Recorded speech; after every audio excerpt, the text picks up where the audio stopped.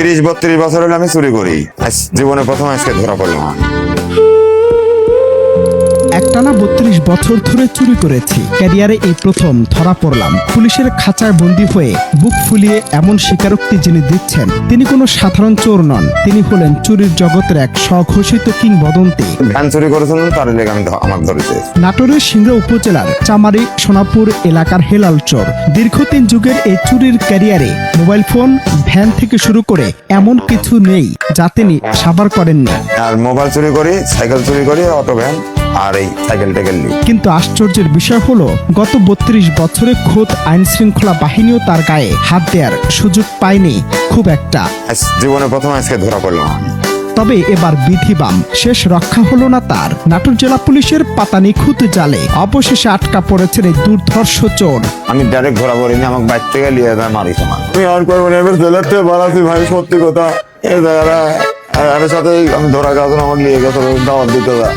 শুনতে কোনো রূপকথার মতো মনে হলেও এই হেলাল চোরের কুকীর্তির নেপথ্য কাহিনী ফাঁস করে রীতিমতো চোখ কপালে তুলেছে নাটোর জেলা পুলিশ। পুলিশ জানায়, হেলাল একা কোনো চোর নন, বরং তিনি চোরদের নিয়ে গড়ে তুলেছেন আস্ত একটি কর্পোরেট প্রতিষ্ঠান।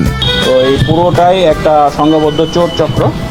তো আমাদের টিম কাজ করছে এবং এখানে খুব ইন্টারেস্টিং একটা বিষয় হচ্ছে, আমাদের একজন এখানে আমাদের ধৃত চোর আছে বা আসামি, যার নাম হচ্ছে হেলাল। তার কাছ থেকে আমরা যে তথ্য পেয়েছি, সে 36 বছর যাবৎ এই চুরি পেশার সঙ্গে জড়িত। আর সে অটোরিকশা, এই অটো ভ্যান এগুলো চুরির পাশাপাশি টিভিও চুরি করে থাকে বিভিন্ন জায়গা থেকে। আর হচ্ছে তার একটা গর্বের জায়গা আছে, সেটা হচ্ছে তাকে 36 বছরে কোনো দিন কোনো আইন শৃঙ্খলা বাহিনী বা পুলিশ গ্রেপ্তার করতে পারেনি। তো আজকে তার যে রেকর্ড ছিল, সেইটা আমাদের টিমের এটা সফলতা, তারা সক্ষম হয়েছে। তার সেই গর্বের জায়গাটা আশা করি এখন নষ্ট হবে এবং এইভাবে আমাদের এই চক্রের আরও যারা সদস্য আছে তাদেরকেও আমরা খুব দ্রুততম সময়ের মধ্যে আইনের আওতায় নিয়ে আসতে সক্ষম হব।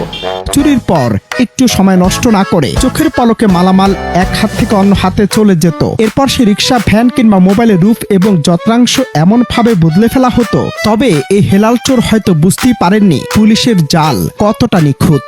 শেষমেশ পড়তে হয়েছে ধরা। ওই একটা ফোন নিয়ে গেলে আমাকে দেওয়া হইতে মাত্র 2000-3000। এই পার্টিরা নিয়ে এলে, মানে আমার গ্রামের সিংড়া।